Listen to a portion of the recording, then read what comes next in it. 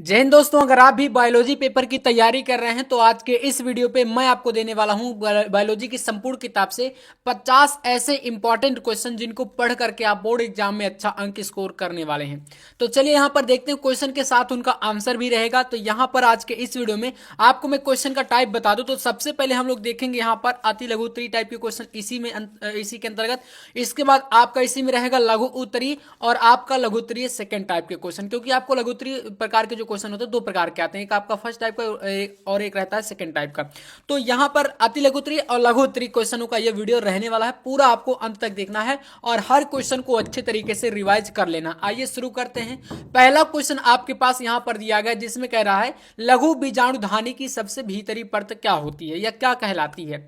तो यहां पर इसका आंसर आपको लिखना है कि लघु बीजाणुधानी की सबसे भीतरी परत को टेपिटम कहते हैं। सिंपल सा एक नंबर के लिए अगर क्वेश्चन आएगा तो आपको इतना लिखना है, ठीक है। और यह विकसित होने वाले लघु बीजाणु यानी पराग कण को पोषण प्रदान करने के काम आती है। तो काफी इंपॉर्टेंट है, इसको बिल्कुल आपको तैयार कर लेना। चलिए दूसरे क्वेश्चन पे आते हैं।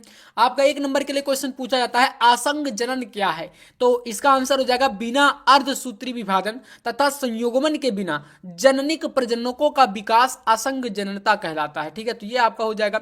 इसके बाद कई बार क्वेश्चन पूछा गया भैया डबल फर्टिलाइजेशन क्या होता है यानी दोहरा निषेचन किसे कहते हैं और इसकी खोज किसने की थी। काफी इंपॉर्टेंट क्वेश्चन है, आइए देखते हैं। देखो, आवृत्तिबीजी पौधों में संयुग्मन तथा त्रिसंलयन दोनों को सम्मिलित रूप से दोहरा निषेचन कहते हैं और इसकी खोज नवासी नेफेटेलेरिया तथा लिनियम में की थी। अब ये क्वेश्चन आपका इस तरीके से, देखो यहां पर इतना मैं खोज के बारे में ना कहूं अगर, तो निषेचन के बारे में और दोहरा निषेचन हमेशा ये क्वेश्चन पूछा जाता है, ठीक है। तो इसको बिल्कुल आपको कर लेना है। इसके बाद यहां पर आपका एक क्वेश्चन पूछा जाता है अनिषेक जनन या अनिषेक फल किसे कहते हैं। तो देखो, निषेचन के बिना फलों के विकास को हम लोग कहते हैं अनिषेक फलन और इस प्रक्रिया से जो बनने वाले फल होते हैं उनको हम अनिषेक फल कहते हैं। खासतौर पर बीज वगैरह नहीं पाया जाता, जैसे केला हो गया है ना, अंगूर हो गया, इस टाइप के अनानास, ये सब अनिषेक फल हैं, ठीक है। इसी के साथ यहां पर आपके क्वेश्चन जो है आपके हो जाते हैं। इसके बाद यहां से कुछ क्वेश्चन जैसे कि लघुत्तरी टाइप के क्वेश्चन में आते हैं। अब क्वेश्चन पूछ लेगा भैया अनुकूली विकिरण क्या है या अनुकूली विकिरण पर टिप्पणी करिए। देखो, क्वेश्चन का टाइप समझना बहुत इंपॉर्टेंट है, अच्छे तरीके से इनको रिवाइज कर लेना है। अगर आपके पास ये वीडियो एग्जाम से 3 घंटे 2 घंटे पहले भी आ गया है तो समझ लो कि आप एकदम लकी हो भाई। इस वीडियो को सेव कर लो, एग्जाम देने के बाद आना और इस वीडियो से बताना कि कितने क्वेश्चन आए थे। मैं गारंटी लेता हूं कि 50 में से आपका लगभग अति लघुत्तरी लघुत्तरी क्वेश्चन यहां से टकराएगा, ज्यादा से ज्यादा चांस है। तो चलिए इसका आंसर देखिएगा भैया, एक विशेष भूभौगोलिक क्षेत्र में विभिन्न प्रजातियों के विकास का प्रक्रम एक बिंदु से प्रारंभ होता है और कालांतर में अन्य भूभौगोलिक क्षेत्रों में प्रसारित हो जाता है। विकास का यह प्रक्रम अनुकूली विकिरण कहलाता है और इसी प्रकार के विकास प्रक्रमों के कारण वर्तमान काल में पौधों एवं जंतुओं के भौगोलिक वितरण में बड़ी विचित्रता देखने को मिलती है। परिस्थितियां भिन्न होने के कारण जैव विकास भी अनेक दिशाओं में अग्रसर हुआ है। ये एक क्वेश्चन है। एक इसी के साथ क्वेश्चन आपका टिप्पणी में आता है। टिप्पणी आपको पेपर में मैंने कई सारे सेट कराए हैं जिसमें आपने देखा होगा कि बायोलॉजी में टिप्पणी तो भाई मतलब ये समझो कि आपका अगर 100% क्वेश्चन है ना तो 100% में 40 से 45% क्वेश्चन टिप्पणी का होता है। ये आपको मान के चलना, 40% टिप्पणी आएंगी ही आएंगी। तो चलिए, इंटरफेरॉन एक टिप्पणी है, क्या होता है। तो ये प्रोटीन अणु होते हैं कुल मिलाकर के, ये समझिए, और इसका संश्लेषण विषाणु संक्रमित कोशिकाओं द्वारा होता है। ये समीपवर्ती कोशिकाओं को संक्रमण से बचाने में सहायता करते हैं या सहायक होते हैं। फ्रियांस एक इसी में आता है। प्रियांस क्या होते हैं, तो ये संक्रामक प्रोटीन्स हैं और ये उच्च ताप एवं विकिरण से आप प्रभावित रहते हैं और रोग उत्पन्न करते हैं। इसके अलावा और भी क्वेश्चन है। देखो, क्वेश्चन का थोड़ा सा यहाँ पर क्रम जो है ना डिस्टर्ब है, क्रम इधर उधर हो गया है, तो बट आपको क्वेश्चन मैं पूरे सही से बताऊंगा, ठीक है। तो अगला क्वेश्चन पूछा जाता है सक्रिय और निष्क्रिय प्रतिरक्षा के बारे में। क्या होती है सक्रिय प्रतिरक्षा और निष्क्रिय प्रतिरक्षा। आइए देखते हैं, यहां पर देखिएगा। तो शरीर की अपनी प्रतिरक्षा सक्रिय होती है क्योंकि इसके लिए उपयुक्त एंटीबॉडी का निर्माण स्वयं शरीर में होता है। मतलब भैया सक्रिय प्रतिरक्षा अगर मैं बात करूं तो क्या होता है सक्रिय प्रतिरक्षा, यहां पर थोड़ा समझने का प्रयास करना। एक आपसे पूछ रहा है कि भैया सक्रिय प्रतिरक्षा क्या है और एक आपसे पूछ रहा है कि निष्क्रिय प्रतिरक्षा क्या है, ठीक है। निष्क्रिय प्रतिरक्षा, तो मान लो आपका क्या है भैया, यह बॉडी है, ठीक है। ये क्या है, बॉडी है। अब बॉडी के अंदर जो इम्यूनिटी उत्पन्न होगी, यानी कि रोगों से लड़ने की जो क्षमता उत्पन्न होगी, उसको हम बोलेंगे सक्रिय प्रतिरक्षा। और जो बॉडी के बाहर हम लोग बाहर से कोई एंटीबॉडी देंगे, है ना, कोई मतलब दवा है, जैसे आप मान लो कि आप कोई एंटी मेडिसिन लेते हो, ठीक है ना, आपको कोई बीमारी है, तो बाहर से आपको मान लो डॉक्टर के पास गए, वहां से कोई आपको बनी बनाई दवा जो है आपके डॉक्टर जो है डायरेक्ट आपको दे देते हैं, तो वो आपका निष्क्रिय प्रतिरक्षा के अंतर्गत आ जाता है। तो इन दोनों में यही डिफरेंस है। काफी इंपॉर्टेंट क्वेश्चन है, बस इस तरीके से आपको तैयार कर लेना है। अगला क्वेश्चन यहां पर है जो कि आपको फुल फॉर्म या पूरा नाम वाले जो क्वेश्चन आते हैं वो इस टाइप से, जैसे कि CMI HIV NACO, है ना, IVF का फुल फॉर्म बताओ, या PCR का फुल फॉर्म बताओ, आई इन विट्रो फर्टिलाइजेशन जो IVF होता है, इस टाइप के क्वेश्चन जो होते हैं ना, फुल फॉर्म वाले जो क्वेश्चन होते हैं, आप ये समझो कुल मिलाकर के उनका पूछा जाता है। तो इस टाइप का यहाँ पर 3 क्वेश्चन है जो कि काफी इंपॉर्टेंट है, इनको तैयार कर लीजिएगा। CMI को हम बोलते हैं सेल मेडिटेट इम्यूनिटी हो जाता है, और HIV का ह्यूमन इम्यूनो डिफिशिएंसी वायरस होता है। NACO को बोलते हैं नेशनल एड्स कंट्रोल ऑर्गेनाइजेशन। तो ऐसा एक वीडियो मैं लाऊंगा जिसमें पूरे जितने भी इंपॉर्टेंट फुल फॉर्म टाइप के क्वेश्चन उनको मैं बता दूंगा एक वीडियो में, ठीक है, तो इसको कर लीजिएगा। इसके बाद अगला क्वेश्चन यहाँ पर आपका आता है स्वास्थ्य के क्षेत्र में अलेक्जेंडर फ्लेमिंग के योगदान। भाई उन्होंने पेनिसिलिन की खोज की थी, आपको पता होगा। तो अलेक्जेंडर फ्लेमिंग ने 1929 में, कब की थी, 1929 में पेनिसिलिन प्रतिजैविक की खोज की, और इसका प्रयोग मुख्यतः निमोनिया रोग के उपचार में किया जाता है। ये आपको याद कर लेना है। विसंक्रमण पर टिप्पणी पूछ रहा है, चलिए क्या होता है विसंक्रमण, तो यहां पर आपके पास एक टिप्पणी है। तो किसी स्थान या वस्तु से जीवाणुओं को पूर्ण रूप से समाप्त करना विसंक्रमण कहलाता है। जैसे ऑपरेशन थिएटर, शल्य चिकित्सा में प्रयोग किए जाने वाले उपकरण, यंत्रों आदि को विसंक्रमित करने के लिए उष्मा, उच्च ताप, रसायन तथा छानने की विधियां प्रयोग में लाई जाती हैं। यानी कि जीवाणुओं को पूर्ण रूप से समाप्त करना, जैसे हम लोग कोई चीज इस्तेमाल करते हैं, है ना, अब ऑपरेशन मान लो कोई आपका जो उपकरण है वो इस्तेमाल हुआ, अब उसको अगर किसी दूसरे जो है मतलब मरीज के पास ले जाएंगे उसी उपकरण को, तो इससे नुकसान हो सकता है ना, वायरस इधर उधर ट्रांसफर हो सकते हैं। तो यहां पर उन वायरस को खत्म करने के लिए क्या करते हैं, आपको पूर्ण रूप से यहां पर कह रहा है कि भाई उसको जीवाणु को पूर्ण रूप से समाप्त करने के लिए एक प्रक्रिया होती है जिसको हम विसंक्रमण बोलते हैं। और इसके अंतर्गत जैसे कि उष्मा दी जाएगी, उनको जो है उच्च ताप पर तपा मतलब गर्म किया जाए, जिससे कि पूरी तरह से जीवाणु जो भी होते हैं वो नष्ट हो जाते हैं, वायरस। इस तरीके से ये आपका प्रक्रिया है जिसमें 110 से 120 तथा 15 पाउंड दाब पर 15 मिनट तक रख करके इसको विसंक्रमण कर लेते हैं। तो ये आपका इस प्रकार से विसंक्रमण के अंतर्गत ये प्रक्रिया होती है। अगला क्वेश्चन यहां पर इसी में है, एंटीजेंस तथा एंटीबॉडीज में अंतर बताइए। तो देखिए इसका उत्तर आपको लिखना है, एंटीजेंस ऐसे रासायनिक पदार्थ हैं जो प्रतिरक्षी तंत्र अर्थात एंटीबॉडीज को उत्तेजित करते हैं। ये अमीनो अम्ल या कार्बोहाइड्रेट से मिलकर बने होते तथा इनमें एक या अधिक एंटीजेनिक डिटर्मिनेंट क्षेत्र होते हैं। एंटीबॉडी 2 या 4 पॉलीपेप्टाइड श्रृंखलाओं से मिलकर बनी होती है, ठीक है, तो इस तरीके से इसको कर लीजिएगा। इसके बाद यहां से आपका नेक्स्ट क्वेश्चन है, टीकाकरण पर एक संक्षिप्त टिप्पणी दीजिए। टीकाकरण क्या होता है, चलिए आपने कई बार इसका नाम सुना होगा। वैक्सीन अथवा टीका प्रायः कोशिका निलंबन होता है, अथवा यह एक कोशिका द्वारा उत्सर्जित एक उत्पाद है जो प्रतिरक्षण कर्मक के रूप में प्रयोग किया जाता है। वास्तव में वैक्सीन होता है ना, आप लोग जानते होंगे, जैसे कोरोना आया था उस टाइम पर सभी को टीका लग रहा था, वैक्सीन ये जो कि इलाज होता है, एक प्रकार का दवा है, तो वही है आपका टीकाकरण के अंतर्गत आता है। वैक्सीन प्रतिजनों का तैयार घोल होता है जो कि इंजेक्शन द्वारा शरीर में प्रविष्ट कराने पर विशिष्ट प्रतिरक्षियों के निर्माण में को प्रेरित करके शरीर में सक्रिय कृत्रिम प्रतिरोध क्षमता या प्रतिरक्षा उत्पन्न करता है। यह क्रिया टीकाकरण कहलाती है। अगला क्वेश्चन, संक्रामक रोग और असंक्रामक रोग इन दोनों से पूछा जाता है। तो चलिए संक्रामक रोग क्या होता है, थोड़ा सा यहाँ पर ध्यान दीजिएगा। तो कुछ इस तरीके से यहाँ पर संक्रामक रोग, ये रोगाणुओं के संक्रमण से उत्पन्न होने वाले रोग हैं जो एक मनुष्य से दूसरे मनुष्य तक फैल सकते हैं। इसमें हम बोल सकते हैं जैसे टीबी, क्षय रोग जिसे बोलते हैं, फ्लू यानी कि वायरस होता है, नजला, जुकाम, मलेरिया, डेंगू, चेचक, प्लेग, खसरा, एड्स, इस तरीके के संक्रामक रोग होते हैं। जो कि संक्रामक रोग आपको पता है कि किस, जैसे भोजन, वायु, पानी, इन सभी से फैलते हैं एक व्यक्ति से दूसरे व्यक्ति तक। इनको याद कर लेना, ठीक है। एक क्वेश्चन आपका जो कि 100% आएगा वो है अपरा, ठीक है। अपरा या प्लेसेंटा बहुत इंपॉर्टेंट है आपका ये क्वेश्चन, लघुत्तरी सेकंड टाइप के प्रश्न में पूछा जाता है। चलिए जानते हैं क्या होता है अपरा। इसमें पूछेगा अपरा क्या है, इसके कार्यों को बताइए। तो देखो इसका आंसर आप इस तरीके से लिखना, अपरा या प्लेसेंटा वह संरचना है जिसके द्वारा जरायुज स्तनधारियों का विकास भ्रूण या गर्भ अपना पोषण मात्रक गर्भाशय रुधिर से प्राप्त करता है। यानी भ्रूण जो होता है वो माता से यानी कि माँ के गर्भ में जो रहता है वो अपना जो है पोषण कहाँ से पाता है, अपरा के थ्रू, ठीक है ना। तो यहाँ से आपको ये कर लेना। इसके प्रकारों की बात करें तो पीतक कोष अपरा, जरायुज अपरा, कोरिया एलेंटोइक अपरा, ये होते हैं। अपरा के कुछ कार्य हैं, जैसे कि पहला हो जाएगा अपरा द्वारा विकसित होते भ्रूण को पोषण एवं ऑक्सीजन प्राप्त होती है ना। इसके अलावा दूसरा कार्य इसका हो जाएगा अपरा द्वारा उत्सर्जी पदार्थ भ्रूण के रुधिर से विसरण द्वारा माता के रुधिर में चले जाते हैं, अतः अपरा उत्सर्जन में भी सहायक है। अगला यहां पर हो जाएगा अपरा द्वारा स्रावित हार्मोन्स गर्भावस्था बनाए रखने और शिशु जन्म में सहायक होते हैं। तो ये हो जाएगा आपका अपरा के बारे में, ठीक है, इसको कर लीजिएगा। इसके बाद आपका आता है यहां पर नेक्स्ट क्वेश्चन, एक और फुल फॉर्म वाला, जो कि यहां पर इस तरीके से दिया है IVF, इसका पूरा नाम, और GIFT। देखो IVF को बोलते हैं इन विट्रो फर्टिलाइजेशन, हिंदी में बोले तो पात्री निषेचन। और फिर GIFT को हम बोलते हैं गैमेट, आई से आपका इंट्रा, एफ से फाइलोपियन, टी से transfer, gamete intra fallopian transfer इसको बोलते हैं, ठीक है। तो ये आपका क्वेश्चन आपका काफी इंपॉर्टेंट है। एक क्वेश्चन आता है परिवार नियोजन। मैंने इस वीडियो में ऐसे ऐसे क्वेश्चन रखे हैं जो कि आपको पूरी यूट्यूब पर नहीं मिलेंगे।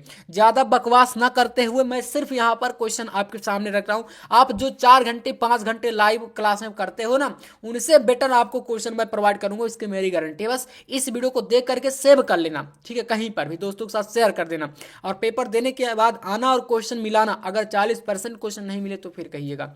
चलिए तो यहां से देखते हैं भाई, यहां पर आपका अब 40% बोलने का मतलब भैया कह दोगे कि 40% में क्या होगा, तो भाई ये अति लघुत्तरी और लघुत्तरी की सिर्फ मैं बात कर रहा हूं। एक वीडियो में आपको दीर्घ उत्तरी, ऑब्जेक्टिव, ये सब टॉपिक अभी बचे हुए हैं तो उनका भी लाऊंगा, ठीक है ना, क्योंकि इतना काफी है आपके लिए लघुत्तरी में।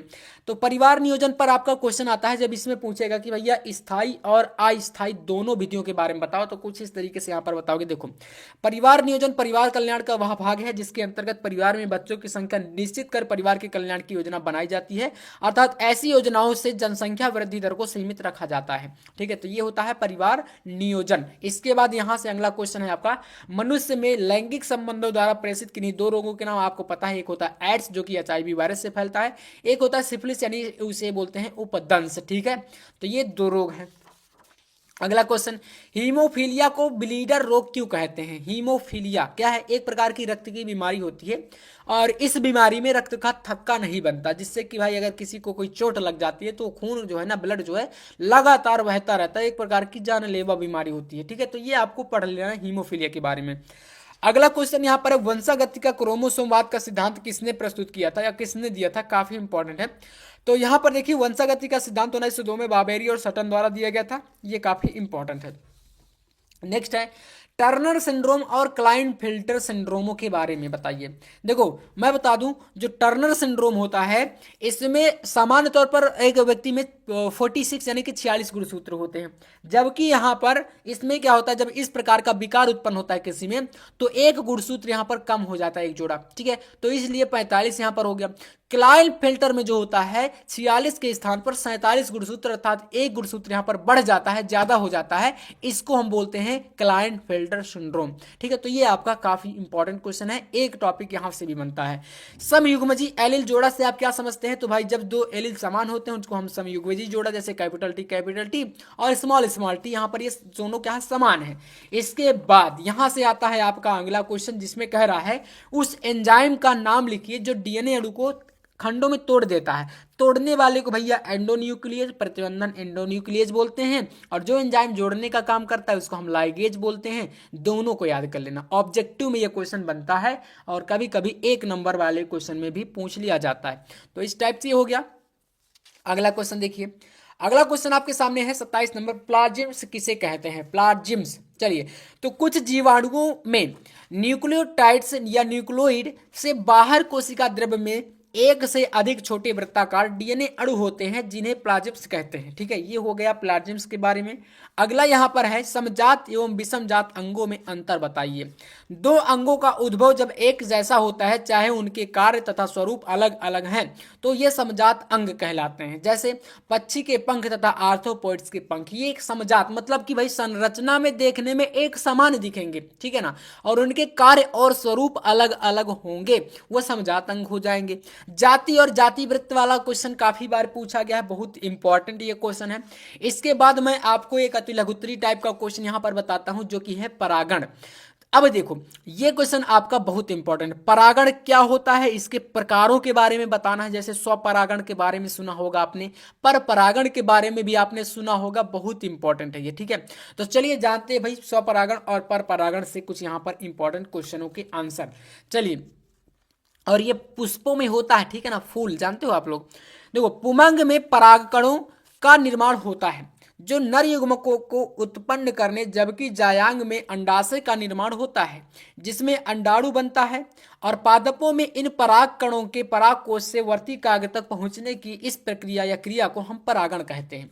वर्तिकाग्र से पराग कणों तक जाने की प्रक्रिया जो पराग कणों की होती है वो आपकी कहलाती है यहाँ पर क्या, परागण। अब ये दो प्रकार का है, एक होता है स्वपरागण। देखो स्वपरागण में एक पुष्प के परागकण उसी पुष्प अथवा उसी पादप के दूसरे पुष्प के वर्तिकाग्र तक पहुंचते हैं, और यह प्रक्रिया द्विलिंगी व एक लिंगी दोनों पुष्पों में होती है।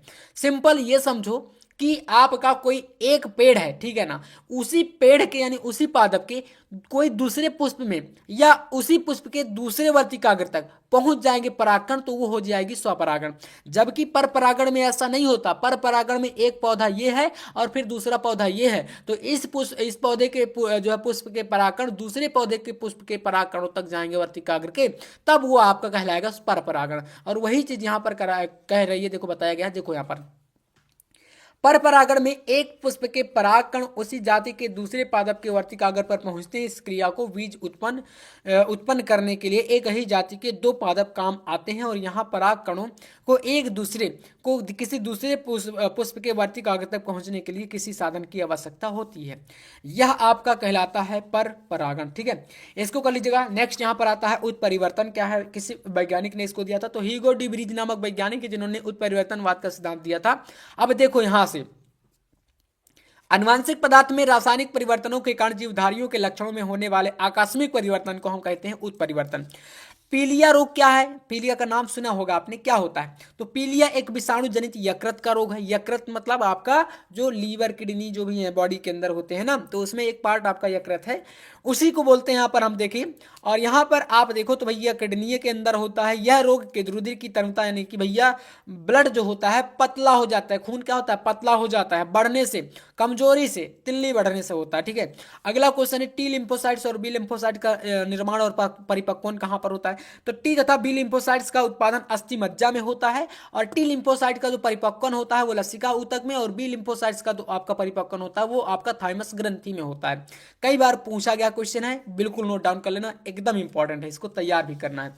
आइए 33 नंबर, एलर्जी किसे कहते हैं। चलिए, तो किसी एंटीजन या पर्यावरणीय पदार्थ के प्रति प्रतिरक्षा तंत्र की अतिक्रियाशीलता को एलर्जी कहते हैं। एलर्जी उत्पन्न करने वाले पदार्थों को एलर्जेन के नाम से भी हम लोग पुकारते हैं या बोलते हैं। ठीक है, तो एलर्जी के बारे में तैयार कर लीजिएगा, यह क्वेश्चन काफी इंपॉर्टेंट है आप सभी के लिए। आइए नेक्स्ट क्वेश्चन, अगला क्वेश्चन आपके सामने है, वायरल रोगों से क्या तात्पर्य है, किसी रोग का नाम बताइए। वायरल रोग, देखिए तो वह रोग जो वायरस द्वारा उत्पन्न होता है उसे वायरल रोग कहते हैं।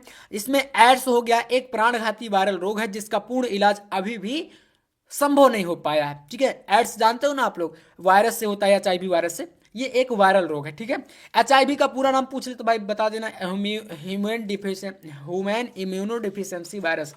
अगला क्वेश्चन यहां पर है, जैव उर्वरक के स्रोत पर टिप्पणी दीजिए। चलिए, जैव उर्वरक, अनेक प्रकार के सूक्ष्म जीव अपनी जैविक क्रियाओं से मृदा में पोषक तत्वों की वृद्धि करते हैं, जैव उर्वरक कहलाते हैं।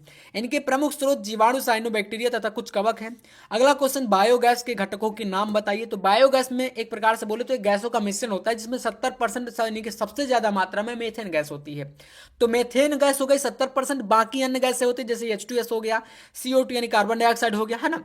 आपका इस तरीके कुछ गैसें होती हैं जो कि यहाँ पर मेथेनोबैक्टीरियम से मुख्य इसका जो उत्पादन होता है, ये सूक्ष्म जीव है इसका, और ये होती है बायोगैस, ठीक है, इसका उत्पादन भी किया जाता है। अगला क्वेश्चन यहाँ पर है, राइजोबियम नामक सूक्ष्म जीव का कृषि के क्षेत्र में क्या महत्व है। चलिए देखते हैं भैया यहाँ पर इसका आंसर। राइजोबियम सहजीवी जीवाणु मटर कुल के पौधों की जड़ ग्रंथिकाओं में पाया जाता है। यह वातावरणीय स्वतंत्र नाइट्रोजन को लेग हीमोग्लोबिन की सहायता से नाइट्रोजन यौगिकों में बदलकर पौधों को प्रदान करता है। फसल के पक जाने पर जड़ ग्रंथिकाओं में उपस्थित नाइट्रोजन यौगिक मृदा की उर्वरता को बढ़ाते हैं और यह जैव उर्वरक का कार्य करता है। ठीक है, तो कुछ इस तरीके से आप इसको जो है तैयार कर सकते हैं, काफी इंपॉर्टेंट यह क्वेश्चन है। इसके बाद यहाँ पर 39 नंबर, सिरका उत्पादन में किन जीवाणुओं का उपयोग होता है। तो आपको पता होगा एसिटोबैक्टर एसिटी, यही एक जीवाणु है, इसको कर लीजिएगा। जैव प्रौद्योगिकी से आप क्या समझते हैं, आइए देखते हैं जैव प्रौद्योगिकी के बारे में। तो देखिए, जैव प्रौद्योगिकी सरल जैविक कारकों के नियमित अनुप्रयोग से, चाहे वे जीवित हों अथवा आजीवित कोशिका हों या कोशिकांग के लाभदायक उत्पादक हों, महत्व के लिए बनी एक विधि है, ये होती है जैव प्रौद्योगिकी। अगला क्वेश्चन है, पारजीनी जंतु क्या है। तो देखिएगा पारजीनी जंतु के बारे में, ऐसे जंतु जिनके डीएनए में जानबूझकर प्रायोगिक तरीके से बाह्य जीन समावेशित होती है, वह अपने लक्षणों के साथ उस जीन के लक्षण को भी प्रदर्शित करते हैं जो उनमें इंजेक्ट कराया गया है, वो आपका कहलाता है पारजीनी जंतु। तो इस तरीके से आप इसको कर लीजिएगा, पारजीनी जंतु के बारे में आपका ये हो जाएगा। अगला क्वेश्चन आपका यहाँ पर है बायोपायरेसी के बारे में। तो बायोपायरेसी क्या होती है, चलिए देखते हैं थोड़ा सा। बहुराष्ट्रीय कंपनी व अन्य संगठन द्वारा किसी राष्ट्र या उससे संबंधित लोगों से बिना व्यवस्थित अनुमोदन व क्षतिपूर्वक भुगतान के जैविक संसाधनों का उपयोग कर लेना बायोपायरेसी। मतलब भाई किसी देश का हम लोग संसाधन यूज कर ले उनके बिना अनुमति के, वह आपका कहलाता है बायोपायरेसी। इसी में आपका लॉन्ग का एक क्वेश्चन आता है भैया, विदलन क्या होता है, समझाइए। देखिए, निषेचन के बाद बनने वाले एक कोशिकीय द्विगुणित युग्मनज यानी जाइगोट में लगातार तथा बार बार समसूत्री विभाजन होता है। जाइगोट में होने वाले इन विभाजनों को विदलन कहते हैं और इसके फलस्वरूप जो कोशिकाएं बनती हैं उन्हें कोरक खंड कहा जाता है या कहते हैं। और विदलन के फलस्वरूप बनने वाली बहुकोशिकीय संरचना को तूतक या मोरूला कहा जाता है। ठीक है, इस तरीके से विदलन वाला क्वेश्चन कर लेना। नेक्स्ट यहाँ पर है, जनन ग्रंथि को हटाना गर्भ निरोधक का विकल्प नहीं माना जा सकता या क्यों। ठीक है, तो यहाँ पर देखो, इसको गर्भ निरोधक का अर्थ है गर्भ धारण ना होने देना। आप जानते हो निरोधक मतलब रोक देना, ठीक है। जबकि जनन ग्रंथि का हटाना बाध्यकरण की प्रक्रिया होगी जिसको पुनः रोपित करना संभव नहीं है, यानी पुनः से एक बार हटाने के बाद उसको दोबारा सही नहीं किया जा सकता। इसके अतिरिक्त व्यक्ति को आजीवन हार्मोन्स की कमी को भी पूरा करना होगा और इस प्रकार जनन ग्रंथि का हटाना किसी भी प्रकार से गर्भ निरोधक के विकल्प में नहीं आता। ठीक है, ये क्वेश्चन काफी इंपॉर्टेंट है। इसके बाद यहाँ पर है परागण, पर परागण के कुछ लाभ, जैसे हमने अभी देखा, आपको बताया कि स्वपरागण और पर परागण ये दो प्रकार है। पर परागण एक होता है जिसका लाभ क्या होता है यह बताना है। तो देखिए, स्वपरागण की अपेक्षा पर परागण ज्यादा उपयुक्त कैसे। पहला देखो, पर परागण से बने बीज अपेक्षाकृत बड़े, स्वस्थ तथा संख्या में अधिक होते हैं और इनमें उत्पन्न पौधों को भी अधिक मजबूत, अधिक प्रतिरोधक क्षमता वाले होते हैं। अगला इसी में हो जाएगा, पर परागण से नवीन जातियां उत्पन्न करने में बहुत सहायता मिलती है और क्योंकि प्रत्येक संतति में लक्षणों का सम्मिश्रण दोबारा होता है, अतः संतति में नवीन विभिन्नताएं होती हैं। ये हो जाएगा। अगला क्वेश्चन है यहाँ पर इसी में आवर्त चक्र के बारे में। आवर्त चक्र क्या होता है, आइए देखते हैं थोड़ा सा यहाँ पर, इसके बारे में समझ लीजिए। स्त्रियों में अंडजनन, अंडाशय तथा गर्भाशय की भित्ति में विभिन्न परिवर्तनों की एक चक्रीय जनन श्रृंखला से संबंधित होता है। अर्थात जब यौवनारंभ प्रारंभ हो चुका होता है तो ये परिवर्तन महीने में एक बार दोहराए जाते हैं, इसे ये होता है आवर्त चक्र। इस प्रकार से हो जाता है इसका ये क्वेश्चन। इसके बाद यहाँ से नेक्स्ट क्या है, पीसीआर। पीसीआर के बारे में आपने सुना होगा, बहुत इंपॉर्टेंट ये क्वेश्चन है बायोलॉजी का। पॉलीमरेज चेन रिएक्शन इसको बोलते हैं। कैरी मुलिस एक वैज्ञानिक है जिन्होंने इस तकनीकी का जो है आविष्कार किया है। तो इसके बारे में चलिए थोड़ा सा देख लीजिए। इसके कोई दो उपयोग, कहाँ पर ये उपयोग किए जाते हैं। देखो, इसके द्वारा एड्स जो बीमारी है इसकी पहचान की जाती है। और यहाँ पर नेक्स्ट हो जाएगा इसी में, इसके द्वारा कैंसर रोगी के उत्परिवर्तनों की पहचान की जा सकती है। नेक्स्ट यहाँ पर है सहजीवी पौधे पर संक्षिप्त टिप्पणी। तो देखो, सहयोग करने वाली दोनों जातियों को एक दूसरे से आपस में लाभ हो और तो ऐसे जीवन को सहजीवन कहते हैं और ऐसे जीवों को हम लोग सहजीवी कहते हैं। आंशिक परजीवी के बारे में पूछा है नेक्स्ट क्वेश्चन इसी में। देखो, तो वह परजीवी जो अपने जीवन चक्र में कुल भाग को ही पोषक के साथ व्यतीत करता है तथा जीवन का शेष भाग पोषक से अलग होकर स्वतंत्र रूप से व्यतीत करता है, उसको हम आंशिक परजीवी या विकल्पी परजीवी कहते हैं। ठीक है, तो यहां से हो गया 45। नेक्स्ट आते हैं 46 नंबर क्वेश्चन पे, और ये क्वेश्चन है समजात और विषमजात अंगों में बताइए क्या अंतर होता है ना। तो देखिए, दो अंग का उद्भव जब एक जैसा होता है, चाहे उनके कार्य स्वरूप अलग अलग हो, उनको हम समजात अंग कहते हैं। जैसे मनुष्य के अग्रपाद यानी कि जो हमारे हाथ होते हैं ये अग्रपाद हैं, ठीक है ना, और पक्षी के पंख विषमजात अंगों के उद्भव अलग अलग, चाहे उनके स्वरूप कार्य एक जैसा हो लेकिन अंगों का उद्भव अलग होता है, जैसे पक्षी के पंख। अगला क्वेश्चन इसी में उत्परिवर्तन क्या है। तो देखो, अनुवांशिक पदार्थ के रासायनिक परिवर्तनों के कारण जीवधारियों के लक्षण में होने वाले आकस्मिक परिवर्तन आपका उत्परिवर्तन के अंतर्गत आता है। यह क्वेश्चन मैं करा चुका हूं। अगला आपका यहाँ पर इसी में आता है अंगों के कम या अधिक उपयोग का सिद्धांत क्या कहलाता है और किस वैज्ञानिक ने इसको दिया था। तो अंगों के कम या अधिक उपयोग का सिद्धांत के अनुसार वातावरणीय प्रभाव के कारण जीवधारी द्वारा अधिक से अधिक उपयोग किए जाने वाले अंगों को हम अंगों के अधिक विकास या कम उपयोग करने वाले अंगों के विकास को हम लोग यहाँ पर कहते हैं। लैमार्क ने दिया था ये आपका, है ना, सिद्धांत। इसके बाद यहाँ से अवशेषी अंग के बारे में पूछा गया है। अवशेषी अंग क्या होते हैं देखिएगा, इनका उदाहरण भी पूछा। अनेक जीवधारियों में कुछ ऐसे अंगों के अवशेष या चिन्ह होते हैं जिनका वर्तमान में कोई कार्य भी नहीं होता। पूर्वजों में ये अंग पूर्ण विकसित एवं क्रियात्मक रूप से सहयोग उपयोगी रहे होंगे। किन्हीं कारणों से इनका महत्व समाप्त होने से ये अवशेषी अंग के रूप में रह गए और भविष्य में इनका महत्वहीन होने के कारण विलुप्त होना संभव है। एंड यहाँ पर नेक्स्ट है विभिन्नता पर टिप्पणी 50 नंबर क्वेश्चन। तो लैंगिक जनन द्वारा उत्पन्न समरूप जुड़वा को छोड़कर एक जाति के दो सदस्य पूर्णतः समान नहीं होते, इनमें विभिन्नताएं पाई जाती हैं और विभिन्नताएं संरचनात्मक, क्रियात्मक, मनोवैज्ञानिक अथवा मानसिक प्रकार की हो सकती हैं। कायिक विभिन्नताएं वंशागत नहीं होती, जबकि जननिक विभिन्नताएं वंशानुगत होती हैं। एक वंश से एक पीढ़ी से दूसरी पीढ़ी में ट्रांसफर होती रहती हैं। ठीक है, तो इस तरीके से इस वीडियो में मैंने आपको टोटल 50 क्वेश्चन करा दिए हैं जो कि आपके लघु उत्तरीय, अति लघु उत्तरीय और इस टाइप के क्वेश्चन कंप्लीट हो जाते हैं। नेक्स्ट वीडियो में आपको एक दीर्घ उत्तरीय टाइप के 15 क्वेश्चन लाने वाला हूं जो कि आपको इस चैनल पर मिलेंगे, तो सब्सक्राइब कर लेना। इसके बाद जस्ट वो वीडियो आने वाला है। मिलते हैं नेक्स्ट वीडियो में नेक्स्ट टॉपिक के साथ, तब तक के लिए जय हिंद, वंदे मातरम।